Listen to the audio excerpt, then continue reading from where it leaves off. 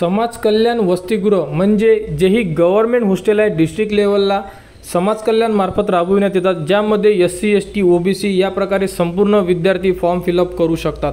आणि आता या वर्षीपासून OBC साठी स्पेशल वसतिगृह सुरू करण्यात आलेले आहे, तर ते सुद्धा विद्यार्थ्यांसाठी आता महत्त्वाची माहिती आपण या व्हिडिओमध्ये देणार आहे। तर सर्वप्रथम जे विद्यार्थी समाज कल्याण वसतिगृहासाठी फॉर्म भरलेले असेल तर बघू शकता, ज्यांनाही अपडेट पाहिजे त्यांना फक्त यामध्ये जेवढी माहिती सांगतोय हे काळजीपूर्वक ऐका, म्हणजे तुमचे जेही तुम्ही पॉईंट्स आहे जे तुम्ही कमेंट्स मार्फत आपल्याला विचारत आहे त्यावरती आपण भरपूर साऱ्या अशा कमेंट्स आहे की त्यांना उत्तर देऊ शकलेलो नाही आहे। का बरं? कारण वसतिगृहाबद्दल आपल्याला सुद्धा प्रॉपर माहिती मिळत नाही आहे आणि आपण चुकीची माहिती देऊ शकत नाही आहे। तर त्याबद्दलची संपूर्ण माहिती आता आपण या व्हिडिओमध्ये डिस्कस करणार आहे। सर्वप्रथम समाज कल्याण वसतिगृह, तर यामध्ये ज्याही विद्यार्थ्यांनी अर्ज केलेले असेल त्यामध्ये फक्त नॉन प्रोफेशनल विद्यार्थ्यांनी फॉर्म भरलेले आहे आणि हायर एज्युकेशन म्हणजे यामध्ये 11th वाले विद्यार्थी असे 2 विद्यार्थ्यांनी फॉर्म फिलअप केलेले आहे। याबद्दलचे आपण दोन्ही टाइम टेबल साईटवर उपलब्ध करून दिलेले होते आणि यामध्ये वसतिगृहाकडून एक्सटेन्शन दिलेलं नाही आहे, कारण जे पत्र पुण्यावरून आलेलं होतं ते पत्र तुम्हाला आपण लास्ट व्हिडिओमध्ये दाखवलेलं आहे, तुम्ही बघू शकता।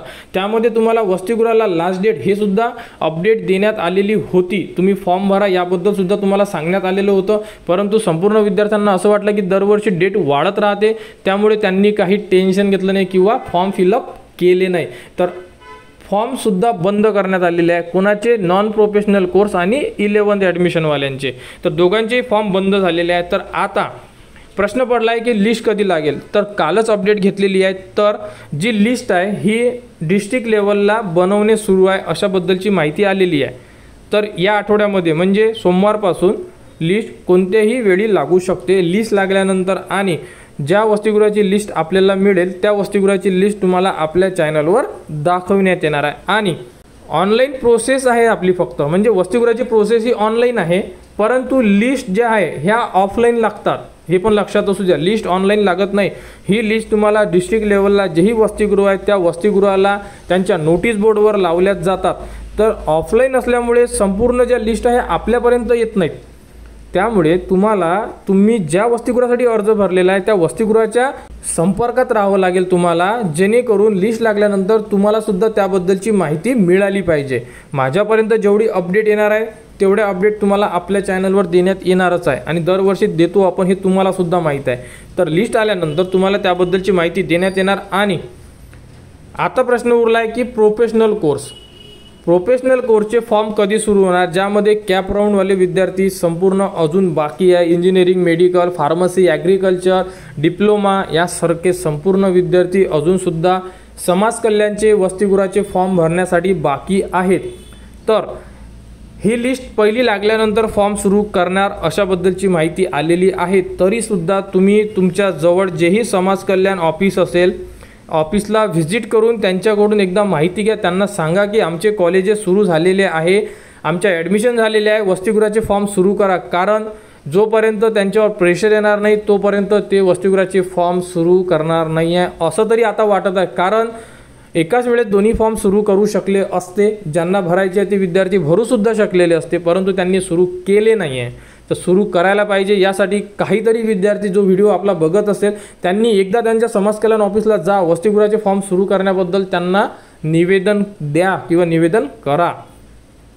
त्यानंतरचा प्रश्न आहे की OBC वाले विद्यार्थ्यांचे फॉर्म सध्या सुरू आहे। फॉर्म कसा भरायचा या संदर्भात संपूर्ण माहिती आपल्या चॅनलवर दिलेली आहे। आणि यामध्ये एक प्रॉब्लेम आहे, तो म्हणजे डायरेक्ट सेकंड इयर म्हणजे DSY जेवढेही विद्यार्थी आहे जे डिप्लोमा करत असेल, पॉलिटेक्निक डिप्लोमा किंवा engineering, direct second year pharmacy या संदर्भात जेही DSY विद्यार्थी आहे यांचे ऑप्शन अजूनसुद्धा प्रोफाईलवर आलेले नाही आहे। याबद्दलची सुद्धा माहिती घेण्याचा भरपूर प्रयत्न केलेला आहे, त्यांच्याकडून एकच आलेली आहे अपडेट, ती म्हणजे की आम्ही जेही टेक्निकल टीम आहे त्यांना सांगितलेलं आहे, परंतु यावरती सुद्धा कोणत्याही प्रकारची त्यांनी अजूनपर्यंत अपडेट दिलेली नाही आहे। तरी OBC वाले जे विद्यार्थी आहे जे OBC हॉस्टेलला ॲडमिशन घेणार आहे त्यांनी सुद्धा त्यांच्या डिपार्टमेंट म्हणजे जेही ऑफिस आहे डिस्ट्रिक्ट लेवलला तिथे व्हिजिट करा, त्यांच्याकडून माहिती घ्या आणि कधी सुरू होते बघा। माझ्यापर्यंत जी माहिती मी माझ्याकडून संपूर्ण प्रयत्न करतोय, परंतु एकाकडून होत नाही। गव्हर्नमेंटचे ऑफिसेस तुम्हालाही माहिती आहे की एका